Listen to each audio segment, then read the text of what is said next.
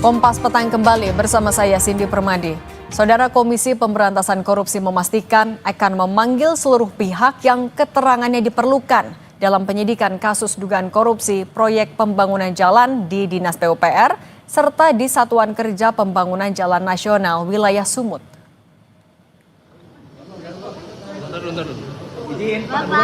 Gubernur Sumatera Utara Bobi Nasution menjadi salah satu pihak yang disebut berpeluang diperiksa sebagai saksi dalam perkara ini. Hal itu disampaikan juru bicara KPK, Budi Prasetyo, Senin 30 Juni. Sebelumnya, KPK sudah menetapkan 5 orang yang terjaring dalam OTT sebagai tersangka. Salah satunya, Kepala Dinas PUPR Provinsi Sumatera Utara, Topan Obaja Putra Ginting.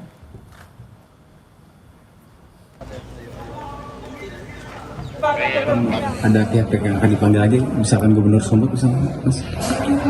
KPK saat ini masih melakukan analisis dan pendalaman dari pemeriksaan para pihak, baik para tersangka, ya kemarin kita juga menetapkan 5 orang sebagai tersangka, dan juga pihak-pihak lainnya yang juga diperiksa pasca kegiatan tanda tangan. KPK kemungkinan untuk memanggil pihak-pihak siapa saja. Sebelum ditangkap KPK, Kepala Dinas PUPR Sumut Topan Ginting melakukan sidak mobil dinas di jajaran kantor PUPR Sumut pada tanggal 24 Maret 2025. Dalam video yang diposting Topan Ginting di akun Instagramnya ini, Topan dengan tegas menegur stafnya karena ketidakberesan dalam catatan aset kendaraan di Dinas PUPR Sumut.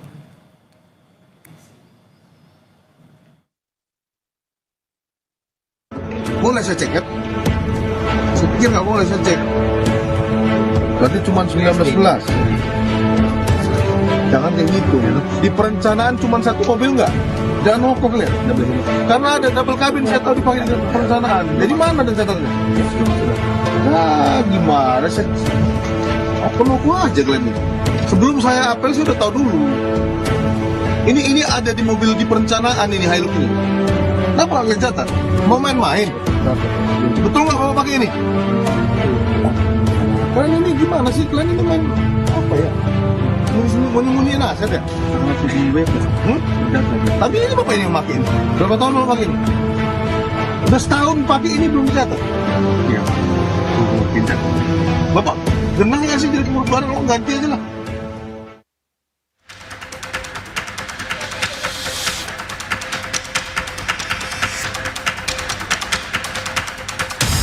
Komisi Pemberantasan Korupsi sudah menetapkan Kepala Dinas Pekerjaan Umum dan Penataan Ruang Provinsi Sumatera Utara, Topan Obaja Putra Ginting sebagai tersangka kasus dugaan suap proyek pembangunan jalan. Topan Ginting ditangkap lewat OTT di Kabupaten Mandailing, Natal pada Kamis 26 Juni. Topan diduga menerima suap dari pihak swasta dalam proyek pembangunan jalan di lingkungan Dinas PUPR Provinsi Sumatera Utara, serta di Satuan Kerja Pembangunan Jalan Nasional Wilayah 1 Sumatera Utara. Tertangkapnya Topan Ginting turut menyeret Gubernur Sumut Bobi Nasution. Topan disebut-sebut merupakan orang dekat Bobi. Topan menjabat Sekda Kota Medan saat Bobi menjadi Wali Kota Medan. Setelah Bobi naik menjadi Gubernur Sumatera Utara, Topan pun dilantik menjadi Kepala Dinas PUPR Sumut pada 24 Februari 2025. Meski begitu, Bobi berdalih tak hanya Topan yang berasal dari Pemkot. Ia menunjuk sejumlah pejabat Pemkot yang ikut dengannya di Pemprov Sumut. Bobi pun mengaku siap jika KPK memanggil untuk dimintai keterangan. Pak Gubernur, Pak Topan disebut orang dekat Pak Gubernur, gimana Pak tanggapannya Pak? Terutama Pak Topan kan dibawa dari Pemko juga sama. Iya, banyak yang banyak dibawa dari Pemko. Pak Sulaiman, Inspektur, ada beberapa yang kita bawa dari dan namanya proses hukum ya kita bersedia saja ya Pak. Itu bersedia saja. Apalagi kalau tadi katanya ada aliran uang. Guna mengungkap aliran dana dari proyek bernilai 231,8 miliar rupiah ini, pakar hukum tindak pidana pencucian uang menilai Gubernur Bobi sangat penting untuk turut diperiksa KPK. Pasalnya, posisi seorang kepala dinas sangat erat dengan gubernur dalam pelaksanaan teknis program kerja kedinasan. Seberapa penting menurut saya sih penting sekali ya namanya gubernur untuk diperiksa. Penting sekali. Jadi gini, yang namanya gubernur ini kepala dinas provinsi itu kan dekat sekali hubungannya, sampai bahkan ada sudah dirilis bahwa kong kali kongnya sedemikian rupa, bahkan dibilang nanti tunda dulu seminggu supaya nggak mencolok dan sebagainya. Berarti KPK sudah mendapatkan sadapan-sadapan rencana mereka akan melakukan korupsi dan kemudian ada aliran-alirannya. Nah nanti harusnya ini terlibat apa tidak terlibat ya, ini gubernur harus diperiksa gitu. Jadi jangan juga ragu gitu ya. Pasca penangkapan Kadis PUPR Sumut, sejumlah papan bunga terpasang di Jalan Karya Wisata Medan sebagai ungkapan dukungan kepada KPK karena telah menangkap Topan Obaja Putra Ginting. Tim Liputan Kompas TV.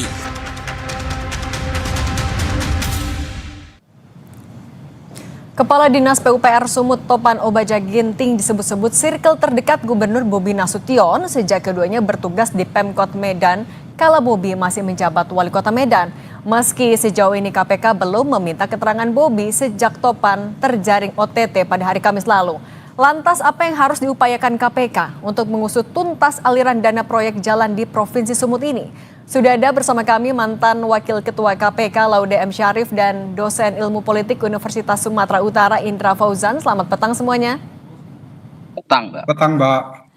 Pak Indra, saya mau mulai dengan video viral karangan bunga yang mengapresiasi OTT KPK. Bagaimana kalau Anda sebagai warga Sumut, sebagai dosen di USU juga, menarik benang merah antara apresiasi dalam bentuk karangan bunga ini dengan kasus korupsi yang dilakukan oleh seorang Kadis PUPR Sumut? Ya, kalau dilihat ya mungkin ada bentuk apresiasi terhadap KPK, ada juga bentuk pemberian semangat, dorongan untuk penyelesaian kasus ini. Jadi persoalannya adalah bahwa selama ini kan proses dari proses dari pengusutan yang dianggap sebagai kasus-kasus besar itu mungkin tidak bisa terrealisasi. Tapi gambaran dari karangan bunga ini menunjukkan bahwa masyarakat mungkin ya secara khusus melihat bahwa kasus ini harusnya diselesaikan ya secara tuntas ya, tidak hanya sekedar berhenti pada kasus-kasus tertentu. Makanya saya melihat bahwa kalau karangan bunga ini ya mungkin bentuk apresiasi ya, lebih pada apresiasi dan dukungan terhadap KPK. Karena kan selama ini kita melihat bahwa KPK mungkin agak kalah geraknya ya daripada institusi aparat yang lain ya. Cenderung agak menurun kinerjanya terutama terkait dengan kasus-kasus besar. Makanya mungkin ada dukungan dari elemen-elemen masyarakat untuk penyelesaian kasus ini. Jadi kita melihat ya sebagai sebuah dukungan ya terhadap penyelesaian kasus ini. Termasuk kalau Anda melihat urgensi untuk periksa sesegera mungkin?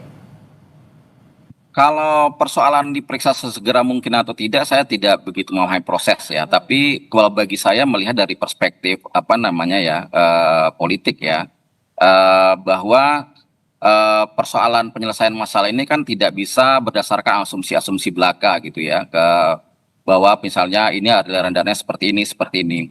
Makanya KPK pasti punya data-data ya, punya fakta-fakta. Kemudian juga mungkin sudah melakukan proses-proses penyadapan sehingga itu bisa dinaikkan menjadi bukti. Nah, kalau misalnya itu diselesaikan, saya rasa baik ya, bagus sekali bagi pemerintahan Kota Sumut ya, pemerintahan Provinsi Sumatera Utara. Karena apa? Untuk membersihkan nama mereka juga biar tidak terkait-kait ya. Jadi sehingga kalau ditarik-tarik kan capek juga secara psikologis di pemerintahan provinsi ya, seolah-olah pemerintahan ini korupsi dan lain sebagainya. Alangkah lebih baiknya kalau memang ini menjadi sebuah momentum untuk pemerintah provinsi untuk menyatakan bahwa mereka tidak terkait dengan kasus-kasus tertentu. Nah, untuk membuktikan itu Pak Laude, konteksnya Pak Topan baru menjabat selama 4 bulan jadi Kadis PUPR. Nah, apakah kalau dalam kasus korupsi di tingkat kepala dinas, bagaimana untuk mencari aliran dananya? Apakah memang berhenti di kepala dinas saja atau bagaimana cara KPK mengendus ada atau tidaknya pihak-pihak lain? Ya, terima kasih Mbak. Biasanya kalau khususnya karena ini adalah kasus yang melibatkan tangkap tangan, ini ada beberapa hal. Nomor satu bahwa biasanya KPK itu melakukan sebelum tangkap tangan ada namanya penyelidikan tertutup. Pada saat penyelidikan tertutup itu bisa pengamatan, bisa penyadapan dan seterusnya, biasanya disitulah didapatkan informasi-informasi awal. Dan untuk pada saat operasi dilaksanakan itu, biasanya mereka sudah mendapatkan informasi yang matang dari para informan dan hasil dari penyelidikan tertutup tadi. Mengenai keterkaitan pihak-pihak lain, itu biasanya didapatkan dari dari 3 hal.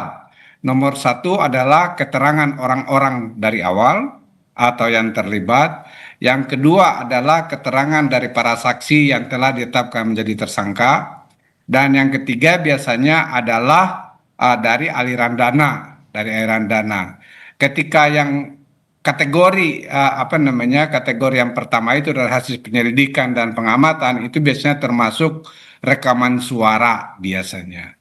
Jadi biasanya kalau di KPK itu, kalau orang-orang yang terlibat atau orang yang mau dipanggil, misalnya saya ingin panggil Pak Indra, maka sebelum saya panggil Pak Indra, maka saya menyiapkan dulu bukti-bukti tentang keterlibatan Pak Indra. Saya dapat dari mana itu? Dari banyak tempat yang kemungkinannya mengetahui tentang Pak Indra. Karena kalau betul-betul kalau dipanggil tidak ada informasi tentang itu. Jadi mungkin saja KPK sedang dalam proses itu. Oke, mengumpulkan bukti dulu untuk melakukan langkah selanjutnya. Pak Indra, tapi kalau Anda bisa bantu gambarkan kepada kami juga sebagai warga Sumatera Utara dan dosen ilmu politik di USU, bagaimana Anda melihat kedekatan antara Topan dan juga Bobi Nasution di sana? Ya, kalau kita melihat rekam jejak saja ya Mbak, kalau sebagai warga Sumut ya saya melihat prosesnya adalah karir politik, karir birokrat ya Pak Topan ini kan cukup melesat ya pada masa atau era Pak Bobi Nasution ya.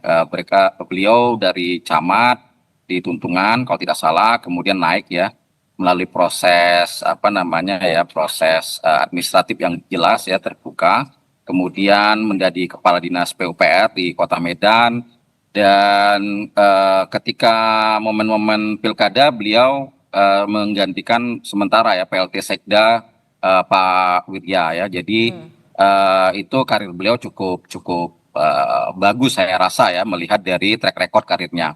Kemudian itu tadi juga kita sudah sama-sama lihat bahwa ketika Pak Bobi Nasution naik ke provinsi, ada 3 orang kalau tidak salah waktu itu diangkat dibawa langsung dari Kota Medan ya. Tentunya ini menjadi pertanyaan-pertanyaan juga kan gitu. Dan walaupun Pak Bobi kemudian menyatakan tidak begitu dekat dengan Pak Topan, nah proses kedekatan itu kan tidak tahu ya seperti apa persepsi dekat ini. Apakah persepsi kedekatan secara institusi, persepsi kedekatan secara kinerja, atau mungkin secara kepribadian, kan kita perlu melihat lebih dalam. Tapi kalau lihat dari rekam jejak, track record yang disematkan kepada Pak Topan, ya bisa jadi mereka punya kedekatan kinerja ya, karena bagaimanapun kan perlu orang-orang yang loyal ya terhadap pimpinan, dan perlu juga mampu mengimplementasikan kebijakan-kebijakan dari pemerintah. Jadi saya yakin kita bisa melihat bahwa kedekatan itu juga tidak hanya personal ya, tapi juga kedekatan secara kinerja. Nah, soal kedekatan kinerja dan personal ini Pak Laude, apakah ini bisa menjadi bekal KPK untuk berani memeriksa dan memanggil Bobi Nasution? Apakah ini bisa jadi indikatornya? Ya, itu salah satu yang bisa dijadikan indikator. Misalnya kan orang-orang yang terlibat. Yang nomor 2 itu adalah soal pengambilan keputusan atas proyek-proyek seperti itu. Apakah misalnya proyek yang sedang terlibat di dalam kasus ini itu betul-betul hanya kewenangan di antara kepala dinas, atau itu harus diketahui oleh gubernur. Misalnya kalau proyeknya besar biasanya maka itu perlu ditindaklanjuti atau dipertanyakan.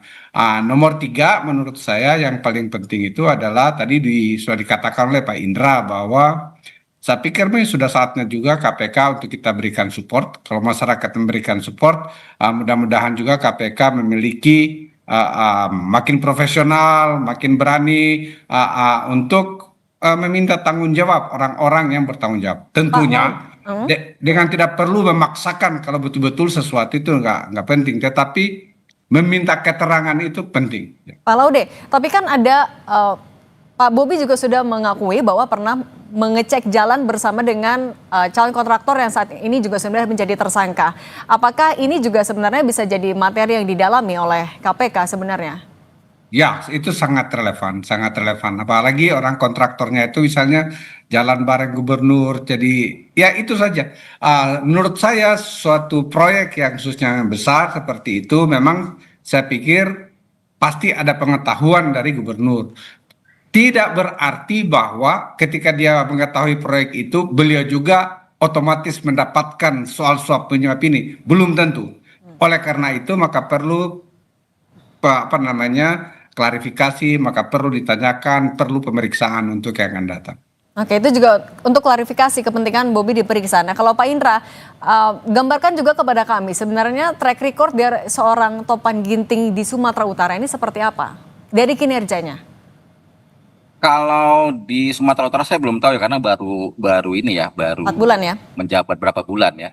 Tapi kalau di di Kota Medan kan banyak kegiatan-kegiatan yang bersifat ya sesuai dengan kinerja dia.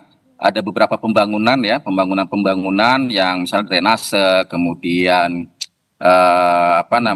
infrastruktur, kemudian terutama hal-hal yang terkait dengan banjir misalnya. Biasanya beliau cukup cepat itu ya untuk menyelesaikan persoalan itu terkait dengan drainase terutama, kemudian jalan ya, itu kan proyek-proyek yang besar ya. Beberapa jalan mulai dari pembetonan, pengaspalan, kemudian pengurukan sedimen parit dan lain sebagainya, itu kerjaan dari Pak Topan saya rasa ya. Jadi dengan tentunya ketika di Kota Medan ada beberapa kerjaan yang memang saya rasa berhasil ya dia lakukan ya, tidak bisa kita pungkiri. Tapi juga mungkin ya ada beberapa aspek yang mungkin ada beberapa proyek yang sampai sekarang kan belum diselesaikan ya, seperti misalnya pembangunan stadion Teladan, kemudian penyelesaian lapangan Merdeka. Nah itu kan ada memang proyek multi years dan kita tunggulah dia sebagai warga Kota Medan untuk menyelesaikan proyek-proyek tersebut. Oke, Pak Laude, Ya. PPATK kan juga bisa sebenarnya ikut menelusuri aliran dananya. Tapi untuk PPATK sendiri, apakah sifatnya menunggu permintaan dari KPK atau bisa terjun langsung? Ya, ada dua. Jadi kalau misalnya salah satu tugas PPATK itu kan menelusuri transaksi-transaksi yang dianggap dicurigai, suspicious transaction namanya, ya, yang seperti itu. Yang kedua bisa juga atas permintaan aparat penegak hukum. Ya kita tidak tahu sekarang. Kalau waktu saya di KPK dulu, biasanya setiap ada OTT seperti ini, besok atau 2 hari setelahnya ya kita minta kepada PPATK untuk memeriksa ya beberapa aliran dana, uang proyek dari mana saja. Tetapi saya juga ingin ingatkan bahwa biasanya para pelaku ini itu juga paham. Biasanya itu mereka menghindari transaksi-transaksi yang bersifat banking seperti itu. Jadi mereka itu kebanyakan transaksi tunai. Oleh karena itu operasi suap menyuap itu salah satu remedinya itu memang dengan tangkap tangan. Dengan apa? Ya dengan mendapatkan informasi dari para aktor, para saksi, dan lain-lain sebagainya, para informan. Oke, Pak Laude M. Syarif, mantan Wakil Ketua KPK, dan Pak Indra Fauzan, dosen ilmu politik USU, terima kasih sudah berbagi bersama kami. Sehat selalu semuanya. Terima kasih. Terima kasih Mbak Cindy. Saudara, usai jeda kami akan kembali dengan informasi penuding ijazah palsu Jokowi. Roy Suryo CS menolak undangan klarifikasi penyidik